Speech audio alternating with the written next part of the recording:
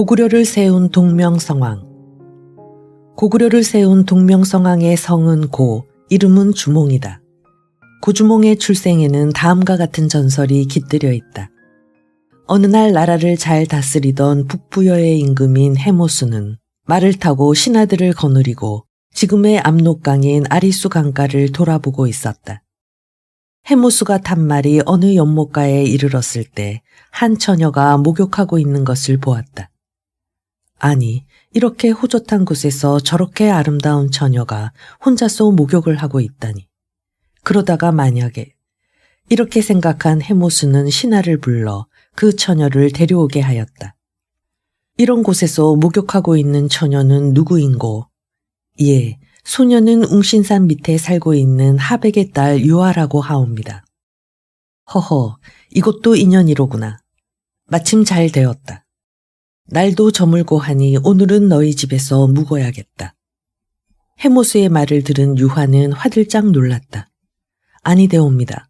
소녀의 아비는 지금 집에 없사옵니다. 괜찮다. 하룻밤 묵는데 무슨 문제가 있겠느냐. 이리하여 해모수는 유화의 집에서 하룻밤을 보내게 되었고 그날 밤에 해모수와 정을 나누게 되었다. 이 자리에서 해모수는 나는 천재의 아들로 세상의 형편을 살피러 왔노라 하고 자신의 신분을 밝히고 하늘나라에 다녀오겠다면서 이튿날 아침에 유화의 집을 떠났다. 이 일이 있은 며칠 후 집에 돌아온 하백은 이런 사실을 알게 되었다. 하백은 노발대발하며 유화에게 명령을 내렸다. 이제 너는 내 자식이 아니다. 당장에 이 집을 떠나거라. 하백의 노여움을 받아 집에서 쫓겨난 유화는 해모수를 만나기 위해 태백산 남쪽에 있는 우발수를 향해 길을 떠났다. 유화가 우발수의 강가에 이르렀을 때였다. 마침 사냥을 나왔던 동부여의 임금인 구마가 강가에 혼자 서 있는 유화를 발견하고 그녀에게 물어보았다. 그대는 누구이며 무슨 일로 이런 곳에 왔는가? 소녀는 웅심산의 아리수 근처에 사는 하백의 딸이옵니다. 그런데 어째서 여기까지 왔느냐? 구마의 물음에 유화는 그동안의 일들을 숨김없이 말했다. 유화의 말을 들은 구마는 그녀의 처지가 딱하고 불쌍하게 생각되어 이렇게 말했다. 듣고 보니 사정이 딱하게 되었구나. 여봐라, 이 소녀를 궁으로 데려가 살도록 하여라. 구마 임금. 한편 가서번에 동부여를 세운 임금인 헤부르는 늙도록 자식이 없어 명산대천을 찾아다니며 자식을 낳게 해달라고 기도하였다. 그러던 어느 날이었다. 이날도 역시 산천에 기도하기 위해 어느 곳에 이르렀을 때 온몸이 금빛으로 빛나고 개구리 모양을 한 옥동자가 바위 밑에 있는 것을 발견하고 데려다 키웠는데 이가 곧 구마이다. 그 후 구마는 태자가 되어 무럭무럭 자랐고 헤부르가 죽자 임금의 자리에 올랐다. 그리고 사냥을 나왔다가 유화를 만나 궁으로 데려와 살게 했던 것이다. 동부여의 궁에 들어와 살던 유화는 어느 날 커다란 알을 낳았다. 이 소식은 곧바로 임금에게 전해졌고 구마 임금은 신하들에게 명령을 내렸다. 사람이 알을 낳다니 별 해괴한 일도 다 있구나. 이것은 불길한 징조이니 그 알을 돼지에게 먹이도록 하라. 임금의 명령으로 신하들이 알을 돼지에게 주었으나 이상하게도 돼지들이 그 알을 피해 다녔다. 신하의 보고를 받은 임금은 다시 명령하였다. 돼지들이 피해 다녀. 허허, 괴이한 일이로구나. 그렇다면 길에다 버리도록 하라.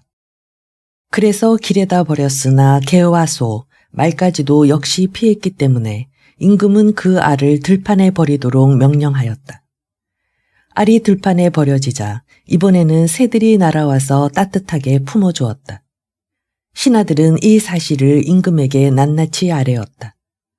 그것 참 괴상망측한 일이로다. 이제는 어쩔 수가 없구나. 그 알을 어미에게 되돌려주도록 하라. 그리하여 마침내 유화 부인은 알을 돌려받았고 그것을 감싸서 따뜻한 곳에 두자 며칠이 지나 그 알을 깨고 사내아이가 태어났다. 사내아이는 무럭무럭 자라 7세에는 혼자서 활과 화살을 만들고 화살을 쏘면 그야말로 백발백중이었다. 이 아이는 앞으로 큰 인물이 될 것이다. 유아 부인은 아이 이름을 주몽이라고 지었다. 부여의 속담에 활을 잘 쏘는 사람을 주몽이라고 했기 때문이다. 금아에게는 7명의 왕자가 있었는데 그들은 어려서부터 자란 주몽의 뛰어난 재주를 점점 시기하기 시작했다. 그래서 이 사실을 어렴풋하게나마 알게 된 임금 금아는 주몽을 마국간으로 보내 말을 돌보게 하여 7 왕자들과 떼어 놓았다. 이때 유아 부인은 아들인 주몽에게 이렇게 일렀다. 얘야, 마국간에서 제일 날쌔고 잘 달리는 말을 골라 그 말에게는 먹이를 주려 야위게 하고 다른 말들은 먹이를 많이 주어 살찌게 하거라. 어머니, 그게 무슨 말씀인가요? 까닭은 묻지 말고 다만 이 어미가 시키는 대로 하면 된다. 주몽은 어머니가 시키는 대로 하였다. 이리하여 그 말은 하루가 다르게 야이어 갔고 다른 말들은 보기 좋게 살이 올라 훌륭한 말처럼 보였다. 그러던 어느 날이었다. 마국간을 둘러보러 왔던 금아는 몹시 여인 말을 보고 깜짝 놀라 말했다. 허허, 저 말은 어찌 저리 여의었느냐. 혹 병든 말이 아니더냐. 대왕마마, 죽을 죄를 지었사옵니다. 아니, 괜찮다. 저 말을 너에게 줄 테니 이제부터 저 말이나 잘 돌보도록 하여라. 성은이 만극하옵니다. 주몽은 임금의 명에 의해 이튿날부터 마국간 일을 그만두고 야인마를 보살피기 시작해 얼마 후에는 날쌔고 튼튼한 명마로 만들어냈다. 어느덧 세월이 흘러 주몽은 20세에 씩씩하고 늠름한 청년으로 자랐고 또 장가도 들게 되었다. 그동안에도 태자대소와 왕자들은 주몽을 해치려는 마음을 버리기는커녕 점점 더 심해져만 갔다. 주몽도 이 사실을 알고 있었으므로 마침내 이곳을 떠나기로 결심하였다. 그러던 어느 날 어머니인 유화 부인이 주몽을 불렀다. 어머니, 소자를 부르셨습니까? 오냐, 개 안거라. 주몽은 어머니 앞에 무릎을 꿇고 앉았다. 너를 부른 것은 다름이 아니다. 지금 태자 형제들이 내 재주를 시기하여 자나깨나 너를 해칠 궁리만 하고 있다. 그러니 너는 하루라도 빨리 이곳을 떠나거라. 내 처는 이 어미가 알아서 돌볼 테니 걱정하지 마라. 네, 어머니. 소자도 이미 그 김새를 눈치채고 이곳을 뜨려고 마음먹고 있었습니다. 그렇다면 어서 떠나거라. 주몽은 어머니 앞을 물러나와 아내에게로 갔다. 주몽의 아내는 그때 뱃속에 아이를 가지고 있었다. 아내와 마주한 주몽은 두 동강 낸 칼의 반쪽을 아내에게 보이며 말했다. 이 반쪽의 칼을 7 모가진 돌 위에 소나무 밑에 묻어 놓을 테니 당신이 만일 사내 아이를 낳거든 자란 후에 이것을 찾아가지고 나한테 보내도록 하오. 주몽은 자기를 따르는 오이, 협보와 마리 등 3 청년을 불렀다. 태자 형제들이 나를 해치려고 기회를 노리고 있으니 이곳을 떠나야겠다. 어디로 가실 생각이십니까? 남쪽으로 내려가 나라를 세울 작정이다. 저희들도 따르겠습니다. 좋다. 빨리 떠나자. 말을 마친 주몽은 그동안 정성 들여 보살핀 명마에 올라타고 마리, 협보, 오이 등과 함께 떠났다. 주몽 일행은 남쪽을 향해 나는 듯이 달렸다. 이 사실을 안 태자는 군사들을 모아놓고 외쳤다. 주몽이 도망쳤다. 그를 잡아야 한다. 태자는 군사들을 거느리고 주몽의 뒤를 쫓았다. 주몽은 오모수라는 지금의 압록강 동북쪽에 있는 강가에 이르러 강물이 깊어서 건널 수가 없음을 알고 당황했다. 큰일 났구나. 이 일을 어쩌면 좋으냐. 그런데 이때 주몽을 따르던 일행이 외쳤다. 저것 좀 보십시오. 물고기와 자라들이 다리를 놓았습니다. 주몽이 그 말을 듣고 바라보니 물고기와 자라들이 강물 위에 다리처럼 떠 있었다. 이리하여 주몽은 일행과 함께 그것들을 밟고 무사히 강물을 건너게 되었고 주몽 일행이 강을 다 건너자 물고기와 자라들은 모두 사라져버렸다. 주몽이 강물 위를 걸어가네. 한편 태자의 군사들은 강가에 다다라서 눈을 크게 뜨고 깜짝 놀랐다. 강을 무사히 건넌 주몽 일행은 모든골이라는 곳에 이르러 3 사람을 만났는데 한 사람은 무골, 또 한 사람은 제사, 나머지 한 사람은 묵고라고 했으며 생김새가 뛰어나게 보였다. 주몽은 일행을 돌아보며 말했다. 내가 큰 뜻을 품고 나라를 세우려고 하는데 이 세 사람을 만났으니 하늘의 도우심이 아니고 무엇이겠는가. 주몽은 세 사람을 향해 말했다. 나는 주몽이며 나라를 세우기 위해 이곳까지 왔다. 여러분들이 나를 도와 나라를 세우는데 힘이 되어 주시겠소. 저희를 거두어만 주신다면 충성을 다하겠습니다. 주몽은 세 사람에게 각각 재능에 따라 임무를 맡긴 뒤에 졸본 땅으로 들어갔다. 졸본은 땅이 매우 기름져서 도읍을 정하기에 안성맞춤이었지만 미처 궁궐을 지을 겨를이 없어서 비류수 강가에 초가를 짓고 살면서 나라 이름을 고구려라 하였다. 주몽은 이때 성을 고시라 하여 고주몽이 되었는데 그의 나이 22세였다. 유리왕과 항조가 고구려를 세운 고주몽은 군사를 뽑아 훈련시킨 다음 이듬해 비류국의 왕 송양에게서 항복을 받은 것을 비롯하여 행인국과 부곡저 등도 무찔렀다. 이렇듯 나라를 세우고 기틀을 단단히 다진 고주몽이 기원전 19년에 세상을 떠나자 그 뒤를 이어 유리가 왕위에 올랐는데 유리는 주몽이 동부여에 있을 때 정실 부인 예시와의 사이에서 맏아들로 태어났다. 어느 날 유리는 활을 가지고 놀다가 잘못하여 어느 부인의 머리 위에 있는 물동이를 맞추자 화가 난 부인이 유리에게 욕을 하였다. 압이 없는 자식이라 할 수 없구먼. 이 말을 들은 유리는 분한 생각이 들어 씩씩거리며 달려와서 어머니에게 아버지가 누구냐고 물었다. 그러자 어머니는 그때까지 숨겨왔던 이야기를 아들에게 들려주었다. 내 아버지는 남쪽으로 내려가서 고구려라는 나라를 세우셨다. 내 아버지가 떠나실 때 칼을 부러뜨려 반쪽을 7모가진 돌 위에 소나무 아래 묻어둘 테니 찾아가지고 오라고 하셨다. 이튿날부터 유리는 아버지가 묻어두었다는 반쪽의 칼을 찾기 위해 여러 곳을 돌아다녔으나 좀처럼 찾을 수가 없었다. 그러던 어느 날이었다. 이날도 유리가 칼을 찾으려고 나서는데 자기 집 주춧돌 틈에서 무엇인가 이상한 소리가 들리는 듯했다. 유리가 자세히 살펴보았더니 주춧돌은 7모가 나 있고 기둥은 소나무로 되어 있는데 기둥과 주춧돌 사이에 반동강의 칼이 끼워져 있었다.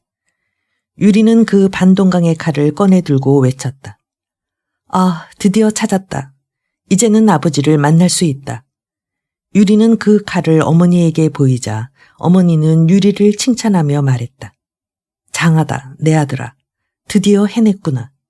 빨리 이 나라를 떠나 내 아버지를 찾아가거라. 유리는 고구려로 가서 아버지인 주몽에게 칼도막을 보였다.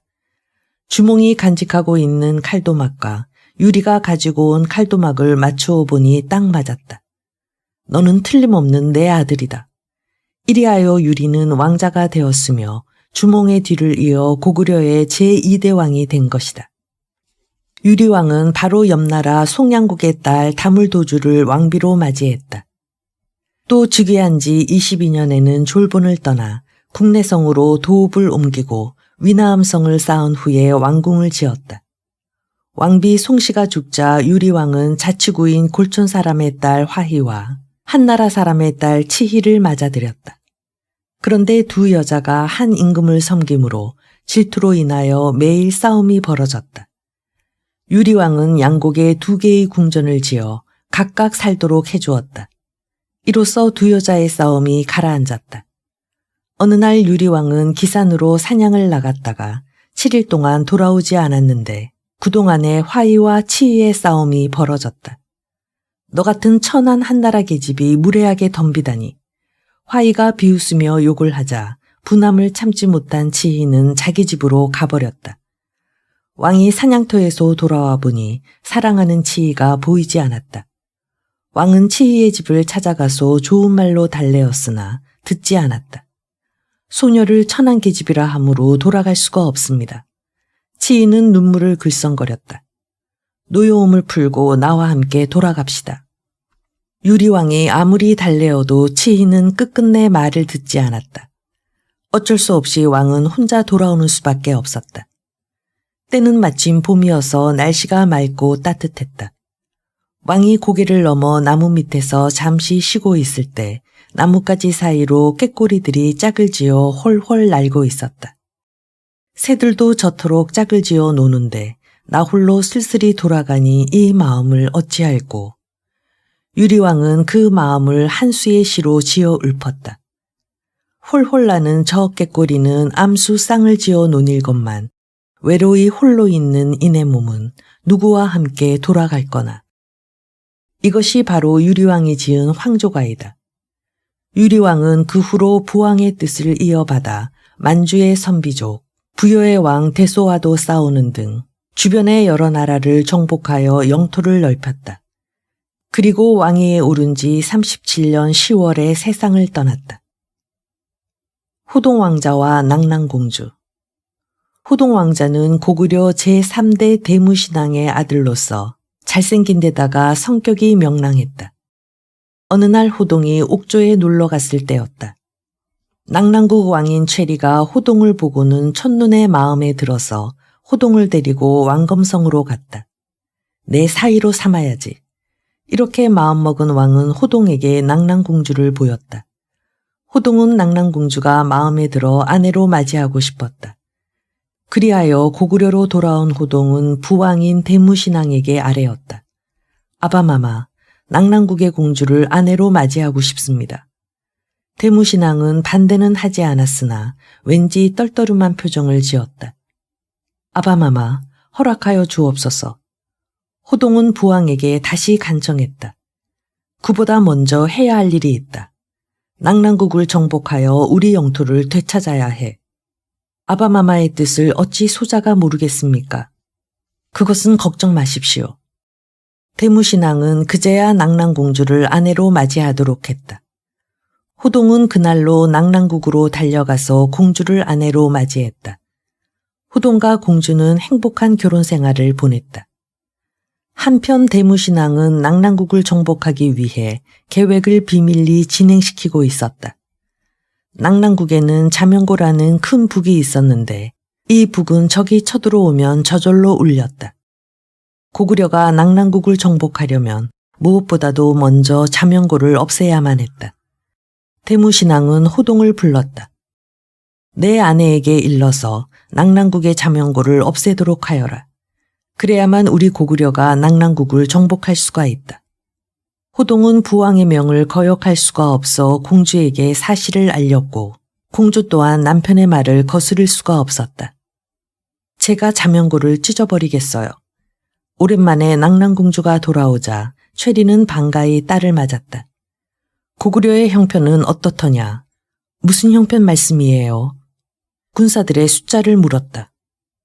최리는 고구려에 대한 여러 가지 것을 딸에게 꼬치꼬치 캐물었다.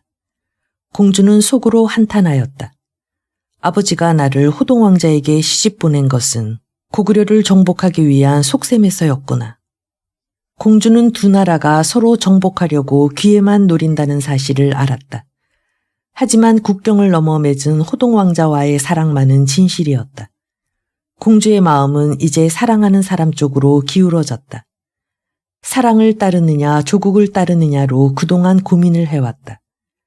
그런데 조국은 공주를 상대국을 정복하기 위한 염탐꾼으로 이용하고 있는 것이다. 마침내 공주는 아무도 몰래 자명고를 칼로 찢어버렸다. 한편 호동은 군사를 이끌고 선봉장이 되어 낙랑국으로 쳐들어갔다. 낙랑국에서는 자명고가 울리지 않아서 고구려가 쳐들어오는 것을 눈치채지 못했다. 큰일 났다. 고구려가 쳐들어온다. 낙랑국의 백성들은 뜻밖의 고구려의 침입으로 아우성을 쳤다. 최리는 이 소식을 듣고 부랴부랴 자명고가 있는 곳으로 가서 자명고를 살펴보았더니 자명고는 갈기갈기 찢어져 있었다. 공주가 이따위 짓을 해놓았군. 화가 머리끝까지 오른 최리는 곧 공주를 불러 문초를 한 뒤에 사형시켜버렸다. 물밀듯이 쳐들어온 고구려 군사들은 궁궐에까지 들이닥쳤다. 호동은 공주부터 찾았으나 호동의 앞에는 싸늘한 공주의 시체만 놓여 있을 뿐이었다. 아, 사랑하는 아내를 희생시키면서까지 꼭 영토를 넓혀야만 하는 것인가. 호동은 눈물을 흘리며 고구려로 돌아갔다. 왕과 신하들은 호동의 공을 칭찬했다. 그럴수록 호동의 가슴은 찢어지는 듯 아팠다.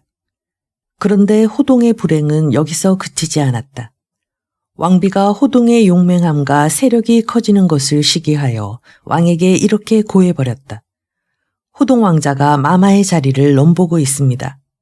왕은 호동을 의심하기 시작했고 호동은 아내를 잃은 데다가 그처럼 억울한 말을 듣고 낯빛이 점점 나빠졌다.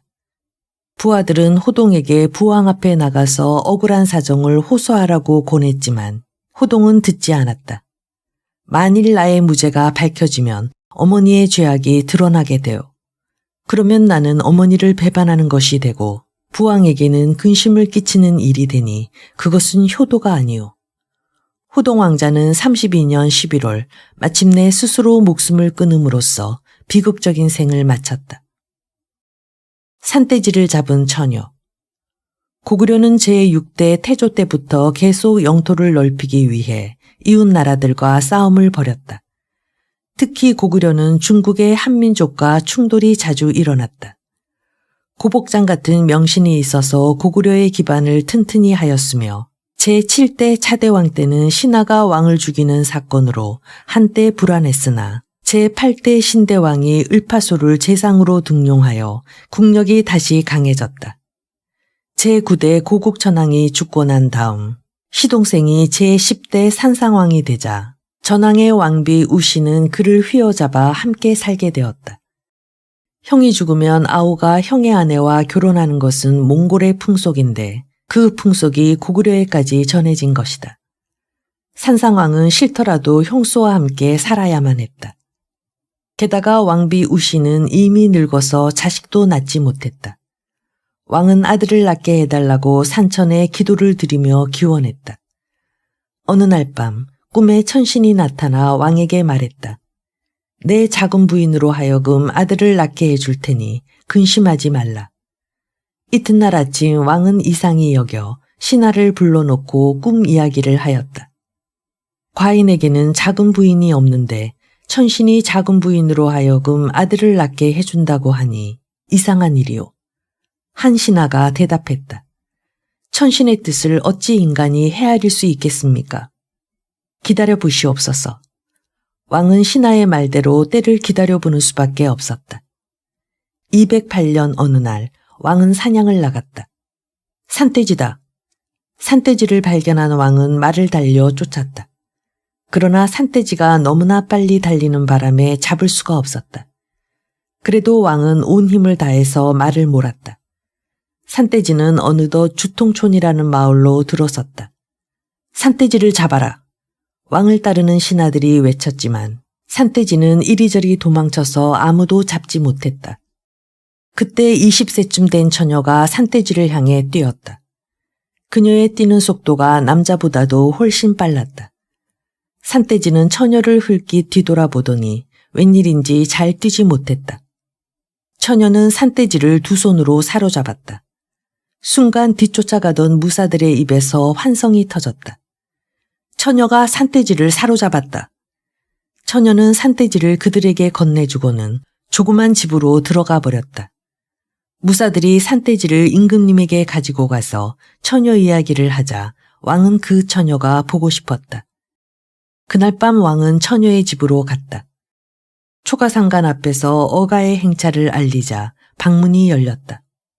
안으로 들어가도 되겠느냐. 방안이 누추해서. 왕은 방 안으로 들어가서 처녀를 유심히 살폈다. 그녀는 살결이 희고 목소리도 고왔다. 내가 산돼지를 사로잡았다지. 부끄럽사옵니다. 왕은 그 처녀와 하룻밤을 지내게 되었다. 하지만 왕비가 두려워서 그녀를 궁궐로 부르지 못하고 세월만 보냈다. 마침내 이러한 비밀이 왕비의 귀에 들어갔다. 그녀를 그냥 두어서는 안 되겠다. 왕후는 209년 3월 신복장수와 병사들을 주통촌으로 보내 그녀를 죽이라고 명령했다. 이것을 안 처녀는 남자 옷으로 갈아입고 도망가려고 했다. 어명을 받아라. 자객들이 뒤쫓아와서 처녀를 붙잡았다. 너희들은 대체 누구의 명령으로 나를 해치려고 하느냐? 처녀가 따져 물었다. 왕후의 명령이요. 병사들은 처녀의 얼굴이 유난히 희고 광채가 나서 함부로 손을 댈 수가 없었다. 왕후의 명령이 중한가? 왕후의 명령이 중한가? 아니면 왕의 명령이 더 중한가? 그야 왕의 명령이 더... 왕의 명령이면 죽여라. 처녀는 병사들을 노려보았다. 이때 한 병사가 나서서 말했다. 상감의 명령이요. 그렇다면 기꺼이 죽겠다. 하지만 내 몸속에는 왕자가 들어있다. 만약 왕자까지 목숨을 잃게 된다면 너희들은 결코 살아남지 못할 것이다. 병사는 처녀의 말을 듣고 도망치듯이 궁궐로 돌아왔고 병사를 이끌고 간 장수는 왕에게 그 말을 전했다. 뭐라고? 주통촌의 처녀가 왕자를 잉태했다고. 왕은 도무지 믿어지지 않았다. 왕은 그날 밤에 주통촌으로 달려갔다. 내 이름이 무엇이냐? 후녀이옵니다. 후녀, 내 이름에 어떤 뜻이 숨어 있는 것 같구나. 소녀의 어미가 저를 수태하였을 때 점쟁이가 딸을 낳으면 장차 왕비가 될 것이라며 후녀라 지으라고 하였답니다. 정녕 너는 왕자를 잉태하였느냐?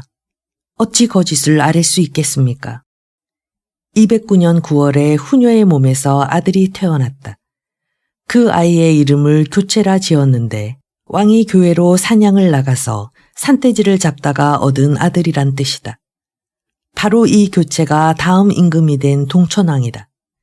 동천왕은 위나라 장수 관구검과 싸워서 처음으로 승리하였으나 관구검의 진법에 말려들어 결국 패하였으며 미루의 충성으로 위험한 고비를 넘겼다. 제11대 동천왕은 환도성을 빼앗은 뒤에 247년 2월 동왕성으로 도읍을 옮겼다. 불교의 전파. 고구려에 불교가 전해진 것은 고구려 제17대 소수림 왕 2년인 372년 전진의 왕 부견이 중순도를 시켜서 불경과 불상을 보내옴으로써 비롯되었으며 이에 왕은 전진에 사신을 보내어 그 고마움을 표시했다. 또 소수림 왕은 불교를 법률로 정하여 공포하고 375년 순도에게는 초문사, 아도에게는 이불란사 등의 절을 지어주었다. 이렇게 하여 불교가 고구려에 널리 퍼지게 되었다. 불교는 기원전 5세기 초엽에 중인도 히말라야 남쪽 기슭 가비라성에서 성주 정반왕과 왕비 마야의 아들로 태어난 시타르타가 생로 해탈의 법을 구하려고 29세에 집을 나와 부타가야의 보리수 나무 밑에서 오랫동안 수도한 끝에 35세에 깨달음을 얻어 이루어진 종교이다. 시타르타는 도를 깨달은 뒤에 석가모니로 불렸다. 석가모니는 이렇게 말했다. 인간은 욕망을 근거로 하여 이루어졌다. 욕망은 물질이나 어떤 것을 바라는 데서 일어나며 만물은 서로 인연으로 맺어졌다. 그러한 욕망에 얽매이지 않고 예사롭게 보아넘기면 인간 스스로가 만드는 고뇌에서 벗어나게 되며 지극히 복되고 평안한 열반의 세계에 들어갈 수 있다. 불교는 처음에 인도 중부지방을 중심으로 전파되고 아소카 왕이 불교를 믿게 되자 동아시아의 여러 지방으로 퍼졌고 최근에는 구미에도 알려져 있다.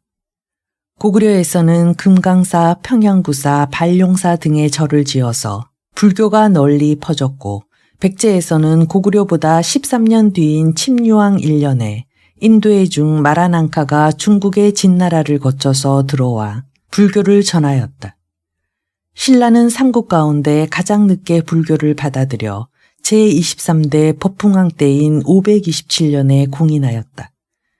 이것을 계기로 불교는 신라의 사상, 문화, 정치, 외교, 생활 등 각 방면에 파고들어 중요한 위치를 차지했다. 특히 신라에서는 불법을 배우고 탐구하기 위해 당나라에 유학한 구법승이 많아서 13종을 도입하여 발전시켰으며 선종의 발달로 이른바 구산선문의 불교 종파를 이루었다. 신라 불교는 건축과 공예 방면에 크게 영향을 미쳐서 불교 문화를 세계에 자랑하게 되었다. 광개토 대왕. 고구려 제19대 임금인 광개토 왕은 고국양왕의 아들로 드넓은 만주 땅을 차지하여 고구려를 동북아시아 제1의 국가로 만들어 놓았다. 왕이 되기 전의 이름은 담덕이었는데 어린 담덕은 호랑이를 활로 쏘아 잡을 만큼 용맹스러웠다. 담덕은 12세 때 태자로 책봉되었고 391년 18세에 왕위에 올랐다. 이 무렵에 고구려는 남북으로 침략을 받았다. 담덕의 할아버지 고국원왕 때에는 중국 전현의 침략을 자주 받았다. 또 342년 고국원왕 12년에는 연나라의 왕 모용황이 5만여 명의 군사를 이끌고 국내성에 쳐들어와 궁궐을 불태웠으며 고국원왕의 아버지인 미천왕의 무덤을 파헤치고 시신을 꺼내가는 행패를 부리고 왕의 어머니와 고구려 백성 5만여 명을 볼모로 잡아갔다. 371년 고국원왕 41년에는 백제의 군초고 왕이 3만여 명의 군사를 이끌고 고구려의 평양성을 공격해 왔는데 이때 고국원왕은 앞장서서 싸우다가 전사했다. 담덕의 아버지 고국양왕 때에는 중국의 후연이 고구려를 넘보자 고국양왕은 군사를 일으켜 후연으로 쳐들어가서 요동을 점령했다. 담덕이 태자가 되기 1년 전의 일이었다. 385년 11월 고구려는 후연의 반격을 받아 요동성에서 후퇴하였다. 너는 할아버지가 당한 고구려의 수치를 반드시 씻어야 한다. 고국양왕이 담덕에게 말했다. 소자 열심히 무술을 갈고 닦아 고구려인이 얼마나 용맹스러운가를 보여주겠습니다. 담덕은 아버지 앞에 무릎을 꿇고 맹세했다. 담덕은 열심히 무술을 갈고 닦았다. 또 병법도 깊이 연구했다. 391년 5월 고국양왕이 세상을 떠나자 담덕이 왕위에 오르니 바로 강개토 왕으로 담덕은 18세의 어린 나이로 왕위에 오르게 된 것이다. 강개토 왕은 영락이라는 연호를 정하여 사용하게 함으로써 고구려가 어엿한 독립국가임을 내세웠다. 그래서 백성들은 광개토 왕을 영락대왕 또는 호태왕이라고 불렀다. 광개토 왕은 큰 사냥대회를 열어서 군사들에게 상을 내렸다. 또 말타기와 활쏘기 등의 무술대회도 열어 군사들을 훈련시켰다. 또한 광개토 왕은 평양에 9개의 절을 짓고 불교를 널리 퍼뜨렸고 태학의 문을 넓혀 교육에도 힘썼다. 392년 7월 광개토 왕은 4만여 명의 군사를 이끌고 하북의 백제성 10여 곳을 함락했는데 이것은 고구려가 20여 년 만에 거둔 대승리였다. 그해 10월에는 백제의 관미성도 20일 만에 함락시켜서 고구려는 백제 북방의 주요 요새를 모두 빼앗았다.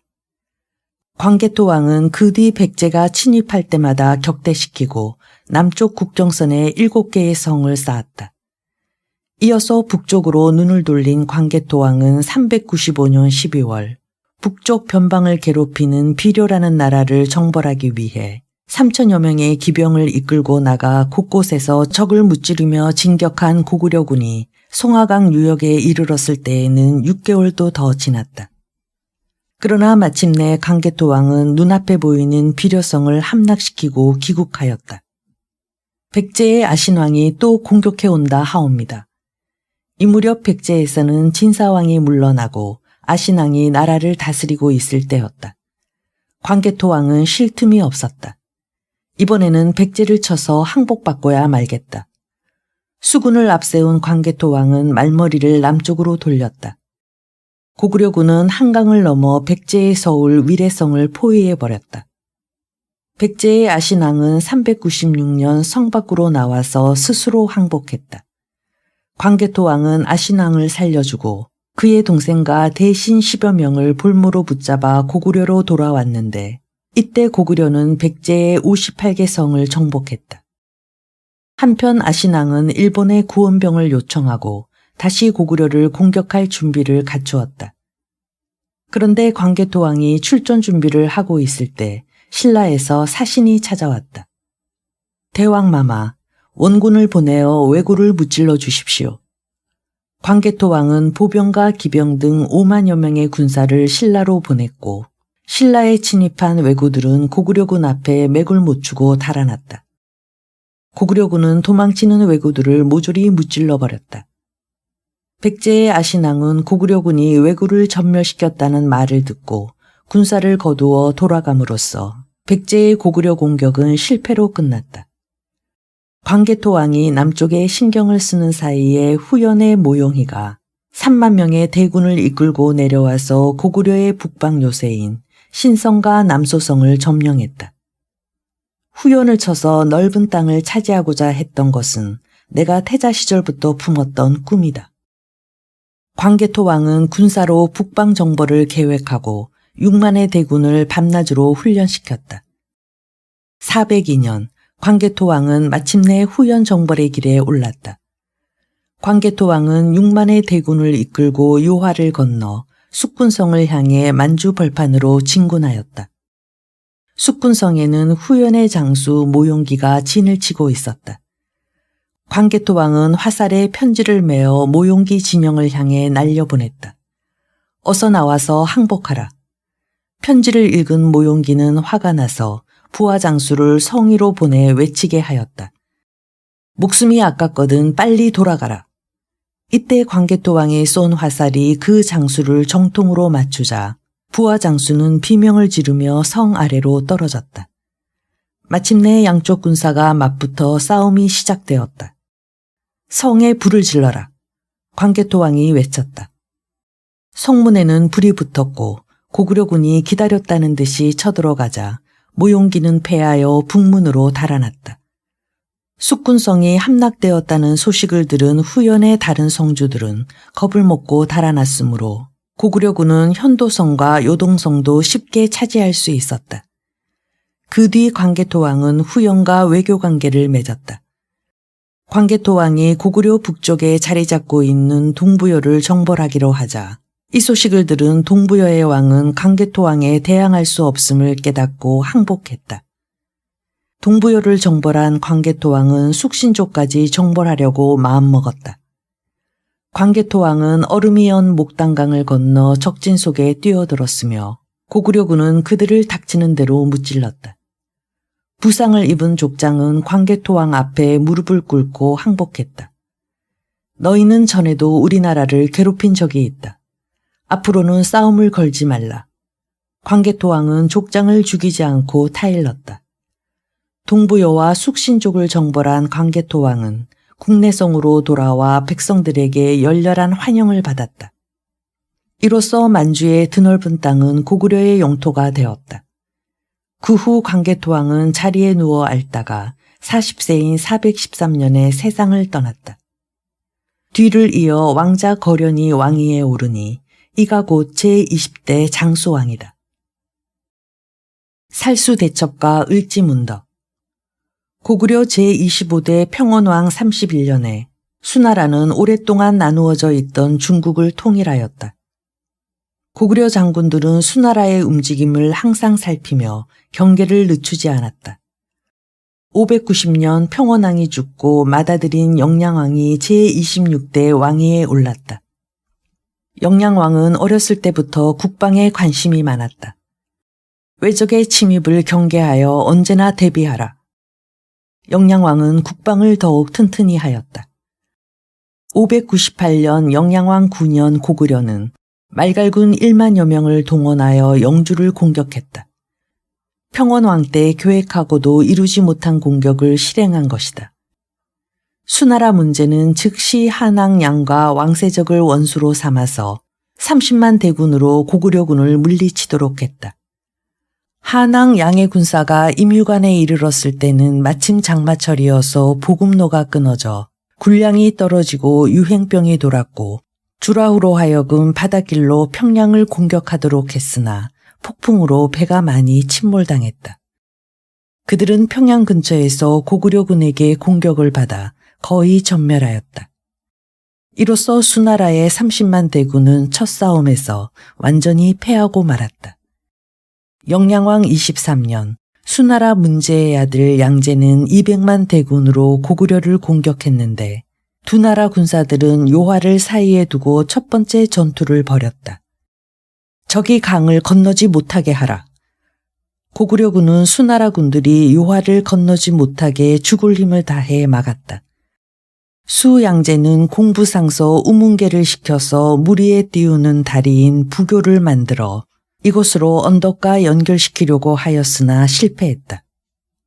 수나라의 용맹한 군사들이 물속으로 뛰어들어 대항했으나 고구려 군들이 유리한 고지에서 공격했기 때문에 당해내지 못하고 물에 빠져 죽었다. 수나라 군들은 서쪽 언덕으로 나가 부교를 놓기 시작하여 이틀 만에 완성했으며 그들은 이내 전술로 겨우 요하를 건너는 데 성공했다. 요동성을 둘러싼 수나라 군들은 맹렬히 공격했지만 성은 쉽사리 함락되지 않았다. 봄이 지나고 여름이 되었는데도 성은 꿈쩍도 하지 않았으므로 수나라 군사들은 사기가 떨어졌다. 수양제는 할 수 없이 요동성 서쪽에 있는 육합성이라는 곳에 머물렀다. 한편 자위기 대장군 내호아는 수군을 거느리고 대동강으로 쳐들어와서 평양성을 위협하였다. 부총관 주법상이 의견을 말했다. 기다렸다가 뒤에 오는 군사들과 합쳐 공격하는 것이 좋겠습니다. 그러나 내호아는 듣지 않았다. 날쌘 병사 몇만 명을 뽑아서 아래를 공격한다. 수나라 군사들은 공격을 시작했다. 고구려군은 대부분 성 안의 빈 절 속에 숨고 일부가 밖으로 나와서 싸우는 척 하다가 도망쳤다. 성 안으로 쳐들어온 수나라 군사들은 물건을 약탈하고 사방으로 흩어졌다. 그때 숨어있던 고구려군이 일제히 쏟아져 나와서 공격했다. 이리하여 수나라군은 거의 전멸하고 내호아는 간신히 목숨을 건져 도망친 후 해포에 진을 치고 감히 나올 생각을 하지 못했다. 이때 자익이 대장군 우문술은 부여도로 나오고 우익이 대장군 우중문은 낭랑도로 나왔으며 그 밖에 수나라 군사들은 요동성을 돌아서 모두 압록강 부근으로 모였다. 그러자 을지문덕은 깊은 생각에 잠겼다. 적을 이기려면 적의 상태를 알아야 한다. 내가 직접 나가서 적의 상태를 살펴보자. 을지문덕은 장수들을 모아놓고 이 뜻을 말했다. 장군님이 적의 동태를 살피시는 것은 위험합니다. 장수들은 모두 반대하였다. 을지문덕은 장수들을 달래고 거짓 항복 문서를 썼다. 그것을 품속에 넣은 을지문덕은 배를 타고 적진으로 갔다. 멀리서 이것을 본 우중문과 우문술은 입이 한방만하게 벌어졌다. 고구려가 제 발로 항복해 오는군. 강기슭에 배를 대어 놓은 을지문덕은 적진으로 성큼성큼 걸어 들어갔다. 이때 수나라 군들은 모두 지쳐서 축 늘어진 채 웅크리고 앉아 있었다. 군사들이 모두 지쳐 있군. 을지문덕은 수나라 군들의 모습을 자세히 살펴보았다. 우중문이 있는 막사는 호화롭기 짝이 없었다. 그는 비스듬히 몸을 기댄 채 을지문덕이 안내되어 들어오는 것을 바라보았다. 우중문은 이미 수양제의 밀서를 받아가지고 있었다. 거기에는 다음과 같이 쓰여 있었다. 만일 고구려 왕이나 을지문덕이 오면 반드시 사로잡아야 한다. 을지문덕은 우중문에게 항복문서를 꺼내주었다. 나는 고구려 장수 을지문덕으로 항복문서를 가지고 왔소. 그렇다면 왕의 사신 자격으로 왔다는 말인가? 그렇소. 고구려가 우리나라를 종주국으로 받들고 해마다 조공을 바치겠는가? 그 문제에 대해서는 상감과 의논하지 않았군요. 돌아가서 허락을 받아 다시 오겠소이다. 이놈, 그따위 허튼 수작에 내가 넘어갈 줄 아느냐. 여봐라, 이놈을 당장 붙잡아 꽁꽁 묶어라. 우중문이 버럭 고함을 치며 명령하자 을지문덕은 껄껄 웃으며 말했다. 이제 보니 수나라는 소인배의 나라이구려. 뭐? 소인배? 한 나라의 사신이 항복문서를 가지고 찾아왔는데도 졸개 취급을 하기 때문에 그렇소. 을지문덕의 말을 들은 우중문은 곁으로 다가온 부하장수를 물리쳤다. 우중문은 창피스러웠는지 얼굴이 빨개졌다. 우장수, 나도 고구려의 장수요. 그렇게 대접해야 되겠소. 조금 전에는 내가 흥분했소. 그러니 돌아가서 당신 왕에게 조공 문제를 해결하고 다시 오시오. 우중문은 얼떨결에 을지문덕을 놓아주었다. 을지문덕이 배를 타고 강을 건널 때에야 우중문은 수양제의 밀서 생각이 났다. 우중문은 급히 부하를 시켜서 을지문덕을 부르도록 하였으나 이미 때는 늦었다.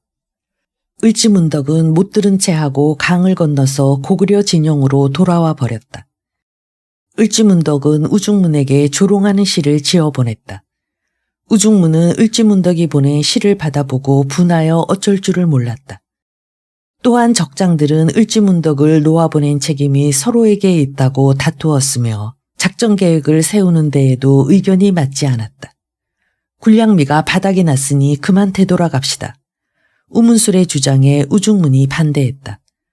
대군으로 작은 적 하나 깨지 못하고 돌아간다면 무슨 낯으로 황제를 뵙겠소. 수양제는 우중문의 주장이 맞다고 하면서 그를 총사령관에 임명하고 모든 군사를 거느리도록 통솔권을 주었다. 이제는 압록강을 중심으로 수나라 군들과 고구려 군들이 싸우게 되었다. 을지문덕에게 속아서 약이 바짝 오른 우중문은 덮어놓고 공격을 명령했고 수나라의 군사들은 압록강을 건너 물밀듯이 고구려로 쳐들어갔다. 이때 을지문덕은 수나라 군사들을 지치고 굶주리게 하는 전법을 썼다. 모든 곡식들을 거두어 평양성으로 옮겨라. 을지문덕의 지시에 고구려 군들은 후퇴하면서 싸우는 작전을 펴며 양식이 될 만한 것을 모조리 평양성으로 옮겼다. 한편 압록강을 건너기만 하면 먹을 것이 많을 줄 알았던 수나라군은 먹을 것이 없자 울상이 되었다. 평양성만 함락하면 먹을 것이 많을 것이다. 우중문은 군사들을 마구 다그쳤고 고구려 군들은 도망가는 채 하면서 중요한 곳에 숨어 있다가 반격을 했다. 살수에서도 고구려 군들은 거짓으로 패하는 채 하며 달아났다.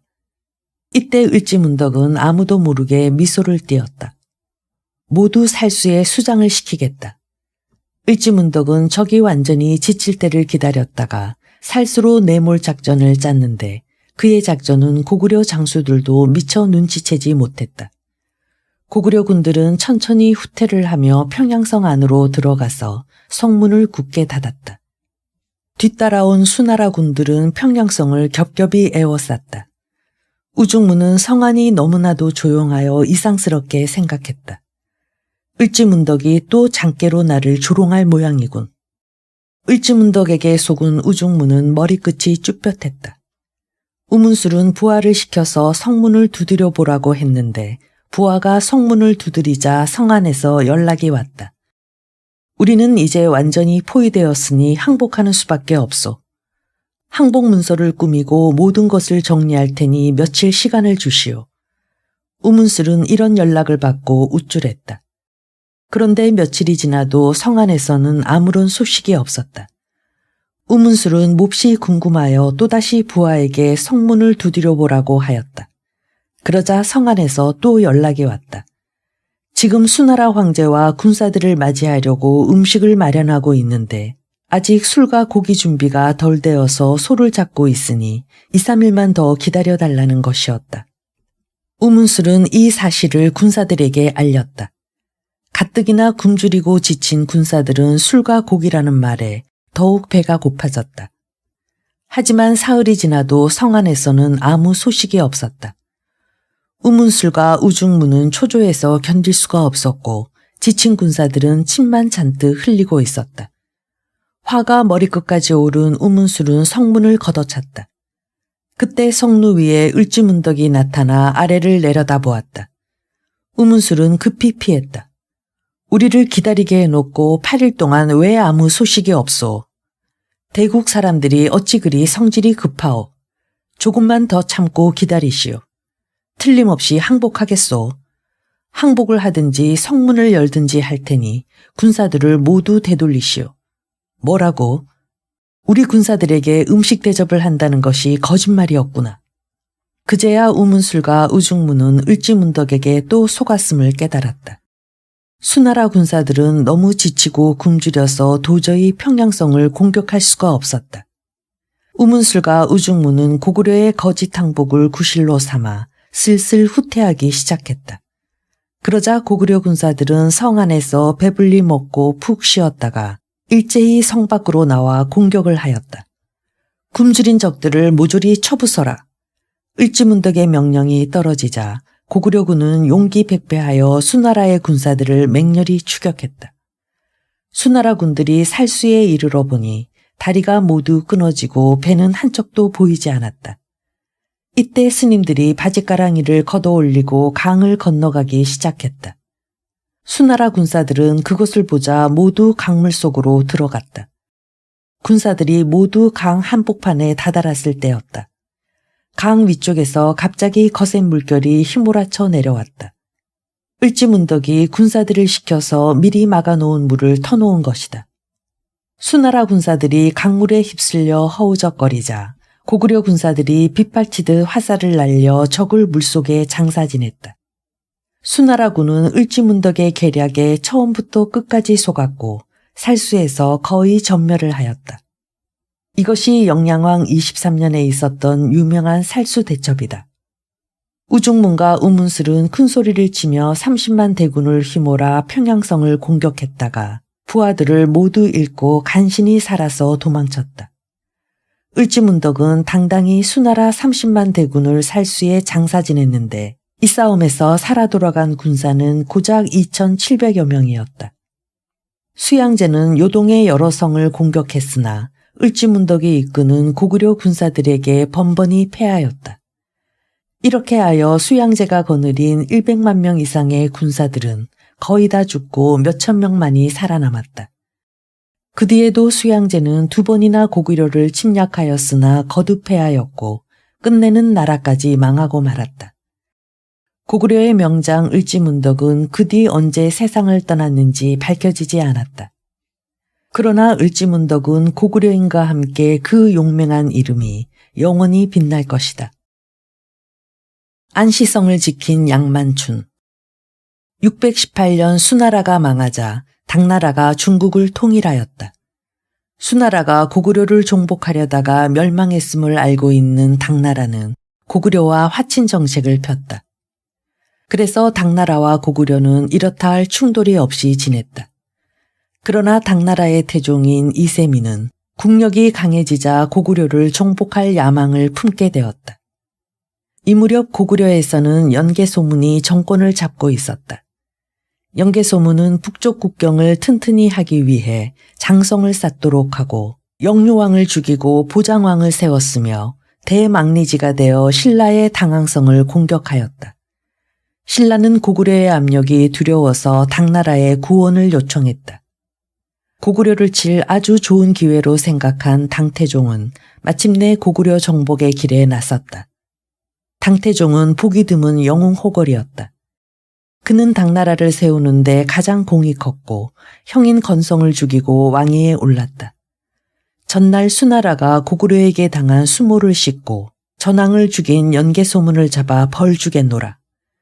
당태종은 대군을 모아 고구려로 향했다. 그리하여 제28대 보장왕 3년 여름에 요동성을 중심으로 건안성과 계모성, 비사성, 신성 등지에서 첫 전투가 벌어졌다. 당태종은 한 달 이상 싸움 끝에 마침내 요동성을 함락시켰다. 이제 안시성만 남았다. 고구려에서는 안시성을 끝까지 지키기 위해 고연수와 고혜진 등을 보냈으나 그들은 당나라에 항복하고 말았다. 이때 안시성의 성주는 양만춘이었다.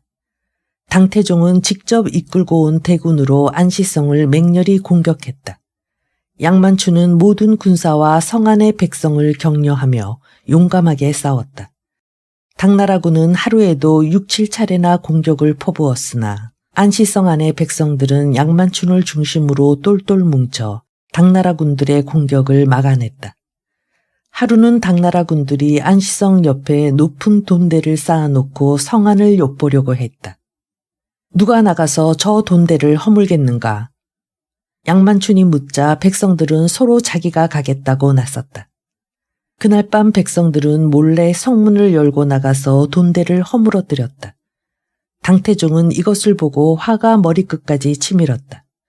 이번에는 흑산을 쌓도록 하라. 당나라군은 날마다 50만 명씩 60일 동안이나 동원되어 성 옆에 흑산을 높이 쌓았다. 그리고 당나라군은 흑산 꼭대기에 올라가서 성을 내려다보았다. 양만춘이 백성들에게 외쳤다. 저 흑산을 무너뜨릴 사람은 나서시오. 백성들은 이번에도 앞을 다투어 나섰다. 고구려 백성들은 밤에 성문을 열고 나가서 흑산을 마구 파헤쳤다. 그 사실을 모르고 있는 당태종은 날이 밝으면 흑산 위로 올라가 성 안에 화살을 퍼부으리라고 벼르고 있었다. 날이 밝자 당태종은 군사들을 이끌고 성 옆으로 갔다. 흑산이 밤사이에 어디로 도망갔느냐. 고구려인들이 밤사이에 파헤친 것 같아. 이제는 더 이상 참을 수 없다. 당태종은 온몸을 부르르 떨었다. 너희들은 완전히 포위되었다. 더 이상 저항해 보아야 소용없으니 양만춘은 빨리 나와서 항복하라. 당태종은 자신이 황제인 것도 있고 분통이 터지는 목소리로 고함을 질렀다. 그때 화살 한 개가 날아와 당태종의 갑옷에 맞았다. 군사를 되돌려 돌아가지 않으면 화살의 맛을 제대로 볼 것이오. 양만춘이 활을 당태종에게 겨누며 외치자 당태종은 가슴이 철렁했다. 진지로 돌아온 당태종은 속이 부글부글 끓었다. 아무리 공격해도 안시성은 끈질기게 대항했기 때문이었다. 이때 부하가 와서 보고했다. 고구려 군사가 뒤를 막고 보급로를 끊었다 하옵니다. 당태종은 깜짝 놀랐다. 이거 야단났구나. 우리의 뒤를 돌아 고구려 군들이 공격하면 큰일이다. 당태종은 할 수 없이 군사를 되돌리기로 하였다. 당태종은 위험을 잃지 않으려고 안시성 가까이로 가서 외쳤다. 양만춘, 당신은 고구려의 훌륭한 장수요. 양만춘을 칭찬하는 말이 당태종의 입에서 흘러나오고 말았다. 그런데 당태종은 군사들에게 후퇴 명령을 내렸다. 양만춘은 성 위에 올라서서 당태종에게 손을 흔들었다. 군사들을 데리고 잘 가시오. 당태종은 양만춘의 말을 듣고 천천히 군사들을 돌려 후퇴하였다. 그런데 이때였다. 적을 한 놈도 살려보내지 마라. 고구려 군들이 몰려나와 사방에서 벌떼처럼 달려들었다. 아차, 내가 양만춘에게 속았구나. 당태종은 그제야 양만춘이 잘 가라고 손을 흔들어준 까닭을 알았다. 고구려군은 달아나는 당나라군을 추격하여 무수히 쓰러뜨렸다. 끝까지 뒤를 쫓아라. 고구려군들은 계속하여 맹렬히 당나라군을 추격했다. 당태종은 막대한 피해를 입고 돌아갔다. 안시성의 백성과 고구려인들은 당태종을 통쾌하게 무찌른 양만춘을 영웅으로 떠받들었다. 그 뒤에도 당나라는 647년, 649년 고구려를 2번이나 침입했으나 그때마다 용감한 고구려군에게 패하였다. 세 차례에 걸친 전쟁으로 당나라는 막대한 피해를 입었고 649년 보장왕 8년에 당태종도 죽고 말았다. 온달과 평강공주. 고구려 제25대 평원왕 때 바보 온달이라 불리는 가난한 나무꾼이 살고 있었다. 온달은 앞을 못 보는 늙은 어머니를 복양하기 위해 나무를 해다가 팔았으며 집집마다 다니며 구걸도 하였다. 아이들은 온달을 보면 바보 온달이라고 마구 놀려댔다. 그래도 온달은 한 번도 화를 내지 않았다. 사람들은 온달의 마음씨가 착하여 동량도 잘 주었다. 이 소문은 왕의 귀에까지 들어갔다. 왕에게는 왕자와 어린 평강공주가 있었는데 공주는 걸핏하면 잘 울었다. 공주는 한 번 울면 좀처럼 울음을 그치지 않았으므로 화가 난 왕은 공주가 심하게 울 때마다 이렇게 말했다. 너 그렇게 자꾸 울면 바보 온달에게 시집 보낼 테다. 공주는 울 때마다 이런 소리를 귀에 못이 박히도록 듣고 자랐다. 왕은 공주의 나이 16세가 되자 시집 보내기로 결정했다. 상부의 고시 집안으로 시집을 가야겠다. 그러자 평강공주는 뜻밖에도 고개를 저었다. 싫어요. 왜? 왕은 깜짝 놀라 눈을 크게 떴다. 아바마마는 소녀를 바보 온달에게 시집 보낸다고 입버릇처럼 말씀하셨잖아요. 임금님은 어이가 없었다. 그것은 내가 하도 울기 때문에 해본 말이란다. 바보에게 어떻게 시집을 가느냐. 소녀는 온달이 아니면 절대로 시집을 가지 않겠습니다. 바보 온달에게 시집 보낸다고 하셨으니 어서 저를 바보 온달에게 보내주세요. 듣기 싫다. 그따위 소리 하려거든 대궐 밖으로 썩 나가거라.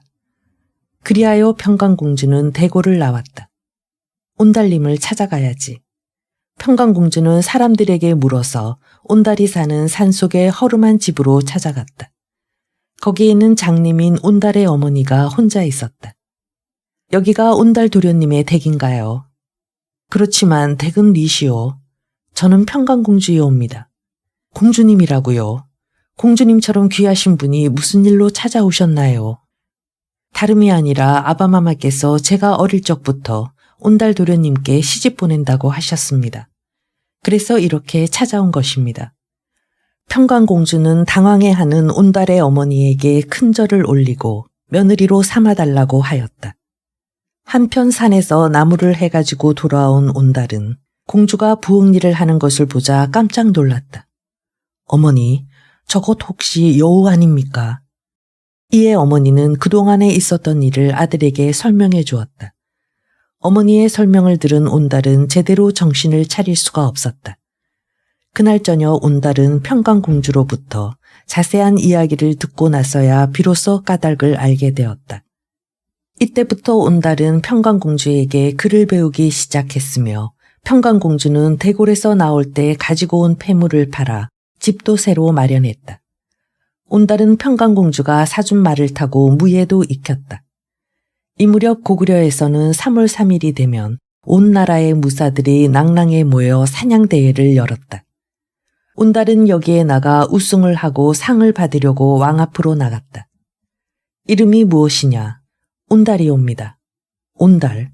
혹시 바보 온달이라고 소문났던 그 온달은 아니겠지.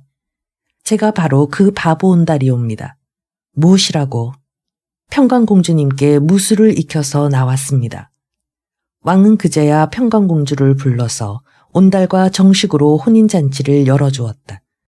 그 후 온달은 중국 후주의 무제가 쳐들어오자 선봉장으로 나아가 적을 무찔러 대영이라는 벼슬을 받고 고구려의 명장이 되었다. 590년 온달 장군은 신라에게 빼앗긴 함북의 옛 땅을 되찾기 위해 아차산성에서 신라군과 싸우다가 장렬하게 전사했다. 이때 온달 장군의 관을 여러 장수가 들어 옮기려고 했으나 꿈쩍도 하지 않았다. 이 소식을 들은 평강공주가 달려가서 여보, 편히 저 세상으로 가세요. 저도 곧 당신을 따라 저 세상으로 가겠습니다. 하고 관을 어루만지자 비로소 관이 움직였다고 한다. 고구려의 멸망. 660년 보장왕 19년 가을의 어느 날 평양의 대동강물이 3일 동안 핏빛으로 물들었다. 백성들은 그것을 보고 몹시 놀랐다. 무슨 큰일이 또 일어나겠군. 나라가 망하려나. 이렇게 되자 민심이 몹시 어지러워졌다. 그해 겨울 11월 당나라에서는 자효의 대장군 설필하력을 비롯해 포주자사 정명진에게 군사를 여러 방면으로 나누어 고구려를 공격하도록 했다. 이때 압록강은 얼음으로 뒤덮여 있었다. 그래서 당나라 대군은 아무런 어려움도 겪지 않고 압록강을 건널 수가 있었다. 고구려군은 당나라군과 싸우다가 후퇴하는 바람에 3만여 명이 죽고 나머지 군사들도 항복하고 말았다. 그러나 군대를 철수시키라는 당나라 황제의 조서가 내려져서 당나라군은 모두 물러갔다. 665년 보장왕 25년에 연개소문이 죽고 그의 맏아들 남생이 막리지가 되어 아버지의 직책을 이어받았다. 남생은 처음으로 정치를 맡아 변방을 돌아보기 위해 떠나면서 아우인 남건과 남산에게 나란 일을 부탁하였다. 이때 누군가가 남건과 남산에게 고자질을 하였다. 형이 두 분을 죽이려 하고 있습니다. 형이 왜 우리들을 죽이려고 할까? 남건과 남산은 이 말을 처음에는 믿지 않았다. 한편 남생에게는 누군가가 또 고자질을 하였다. 형이 돌아와서 권력을 빼앗을까 염려하여 두 동생이 형을 죽이려고 하고 있습니다. 남생은 부하를 시켜서 두 동생의 움직임을 몰래 살피라고 하였다. 두 동생은 남생이 보낸 부하를 붙잡아 버리고는 어명으로 형을 불렀다. 그러자 남생은 겁이 나서 고구려로 돌아가지 못했다. 남건은 스스로 막리지가 되어 군사를 일으켜 남생을 치자 남생은 달아나서 국내성에 머물면서 아들을 당나라에 보내 구원을 요청했다. 이렇게 되자 당나라는 고구려를 정복할 좋은 구실을 찾게 되었다. 고구려를 정복할 기회만 노리던 당나라에서는 12월에 장군 이적을 보내었다. 이적은 군사를 이끌고 요동의 여러 성을 쳐서 함락했다. 이듬해 가을, 이적은 고구려 서쪽 변경의 요충지인 신성을 함락하고 이어 그 다음 서린기를 비롯하여 유인궤, 학초준 등과 함께 평양성을 공격했다. 이로써 남산이 먼저 항복했고 연개소문의 동생인 연정토는 신라에 투항했다. 남건은 끝까지 대항하다가 결국 항복하여 마침내 고구려는 남생 형제들 싸움으로 동명성왕이 나라를 세운 지 705년 만인 668년 9월 역사 속으로 사라지고 말았다. 고구려 백성들은 너무도 원통하여 전에 핏빛으로 변했던 대동강가에 가서 통곡하였다. 그토록 용맹스러웠던 고구려인이었으므로 나라 잃은 서름이 더욱 컸다. 그 뒤 고구려 부흥운동을 일으켜 670년 안승이 고구려 왕이 되어 싸웠으나 내분으로 인하여 신라에 항복하고 말았다. 멸망한 고구려의 유민으로 당나라에 들어간 고사계의 아들 고선지는 타미르 고원과 힌두쿠시 산맥을 넘나들며 72개국을 정복하여 그 이름을 크게 떨쳤다. 그는 아버지 고사계의 밑에서 공을 세워 유격대장이 되어 티베트족, 돌골족, 몽골족을 무찔렀고 그 공로로 인하여 당나라의 안서도호는 그를 장군으로 승진시켰다.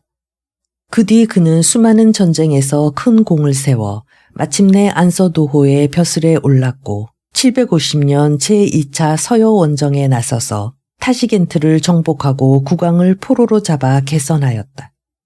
고선지는 그 뒤 도우직에 물러나 있다가 755년 알록산이 난을 일으키자 진압에 나섰다. 그러나 방어 지역을 무단 이동한 사실에 원한을 품고 있던 부간이 부풀려 나라에 밀고 하여 755년 억울하게 처형당하고 말았다.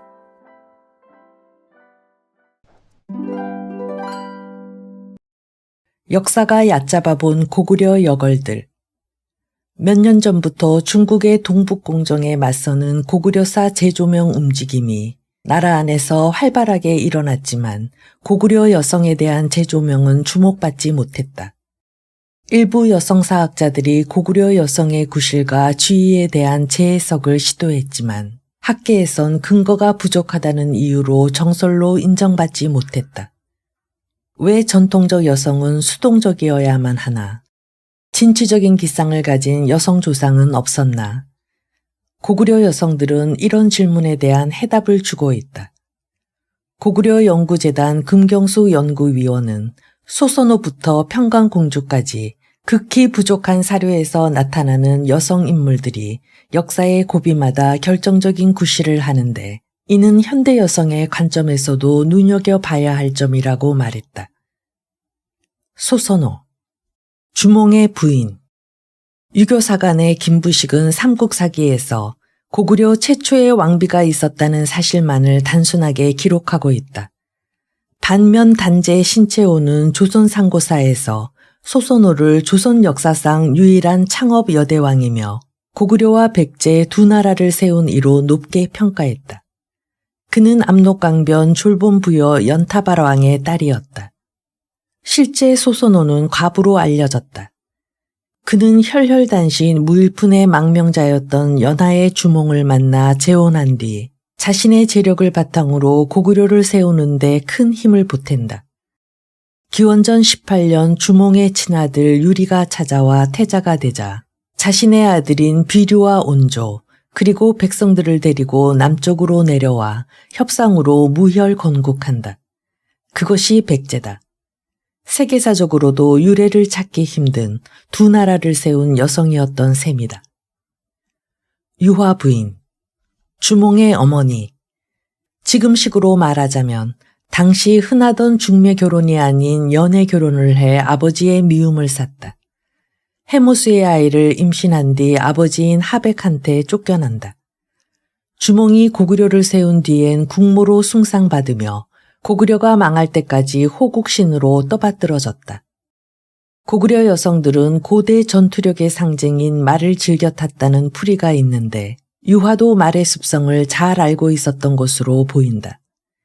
이규보의 동국 이상국집 동명왕편에서는 유화 부인이 아들에게 부여를 탈출할 때 쓸 준말을 직접 골라주는 것으로 나온다.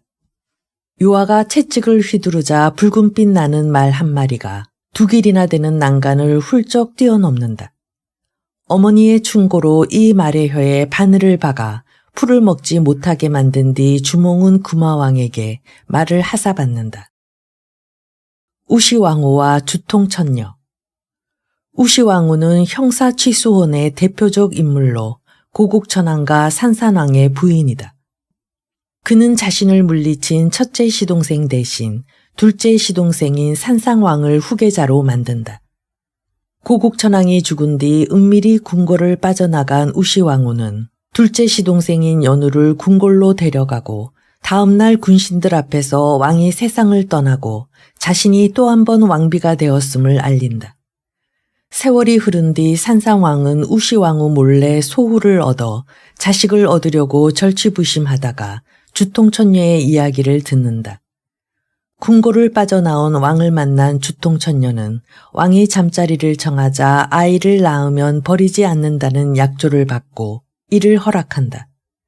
두 사람 모두 색깔은 다르지만 여성의 적극성과 정치력을 보여주는 사례로 인정받는다.